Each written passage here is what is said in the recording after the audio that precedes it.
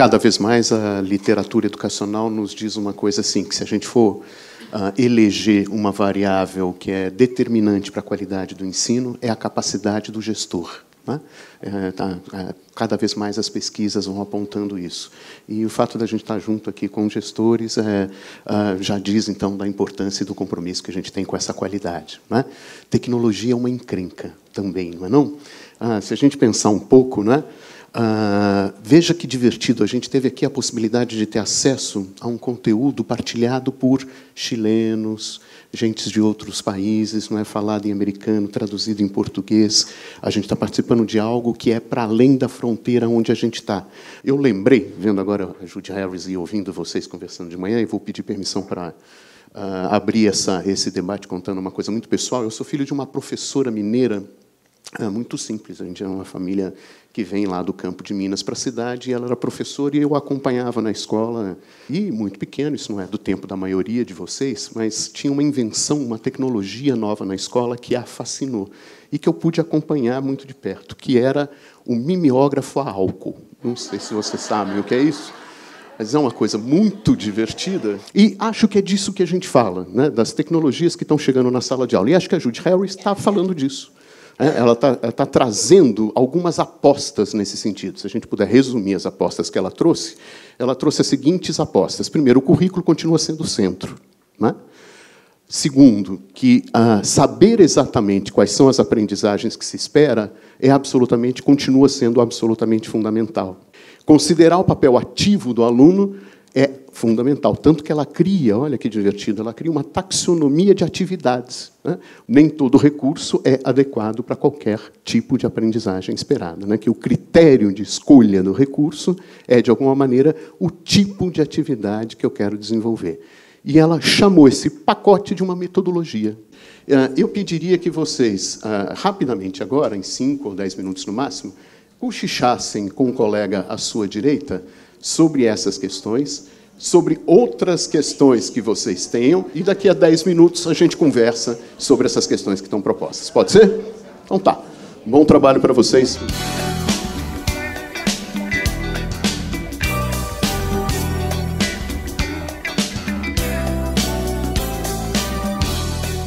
Um tema que surgiu aqui, essa ligação de conteúdo e tecnologia. É bem difícil isso, né?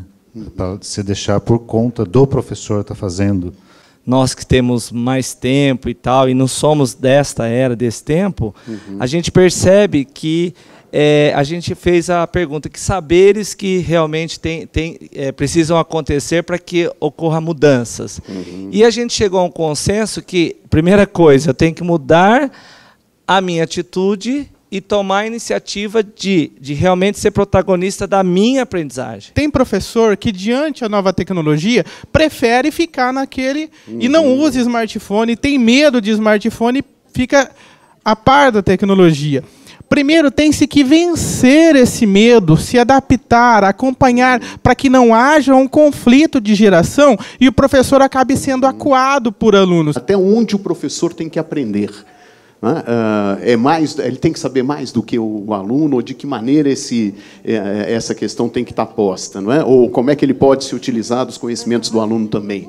Eu acho que nós já estamos no caminho, tem alguns ajustes, como tudo na vida, né? Mas eu acho que nós estamos caminhando muito bem. Ainda que você desconheça o recurso tecnológico, você se torna protagonista quando você vai atrás. Se aquilo que eu tenho não me é satisfatório neste momento, eu vou buscar algo que seja. Então, eu me torno o protagonista. E o aluno também, porque ele pode trazer alguma coisa que, puxa, isso não me serve agora, mas pode me servir futuramente. Legal. Agora, para a gente pensar junto, muda o jeito de planejar, porque planejar sempre foi fundamental num contexto educacional comprometido com a intencionalidade da aprendizagem dos alunos, não é? Eu vou utilizar a máquina fotográfica, mas eu não sei utilizar os recursos que ela me oferece. Então, essa formação ela é auxiliada pelos professores orientadores de informática educativa, nos HTPs, nos HTIs, onde o gestor arruma esse espaço. Como, por exemplo, na outra cidade, de 3 HTPs, uma é utilizada para o projeto, para discutir o projeto, ou para fazer formação. Mas está vendo, aqui tem um arranjo, né? Porque nós estamos vivendo também, digamos assim, ondas da chegada da tecnologia na escola, né? A primeira onda era o laboratório de informática. E o centro era o computador, né? A gente ia até lá para chegar no computador para poder trabalhar com ele. Quando o computador sai do laboratório, num projeto como a AFT, por exemplo, e pode ser levado para a sala de aula e usado lá, mudou o lugar. É uma segunda onda, né? Uma onda onde agora ele é móvel e ele está enraizado no contexto do professor. Não é o professor que vai lá, não é? E já é. E nós estamos tendo aqui nesse projeto o privilégio de viver diversas experiências nesse sentido, né? Como essa mobilidade vai mudando a forma de acesso, né? Eu lembrei de uma conversa com uma professora que ela falou que estava com dificuldade e todas as notas de todos os conteúdos estavam todas vermelhas. Eu falei, mas né, todas ele tem dificuldade em tudo, né? Então, ele não sabe ler, tem dificuldade em ler, então as outras ele fica em vermelho. Aí eu falei, por que você não usa o Data Show, né? Alguns conteúdos em vídeo, em outras maneiras de você apresentar o conteúdo de história, geografia, e ela conseguiu melhorar as notas, usando né, outros recursos. Eu falei, se você der ali para ele ler o conteúdo de história e geografia, ele não vai conseguir mesmo.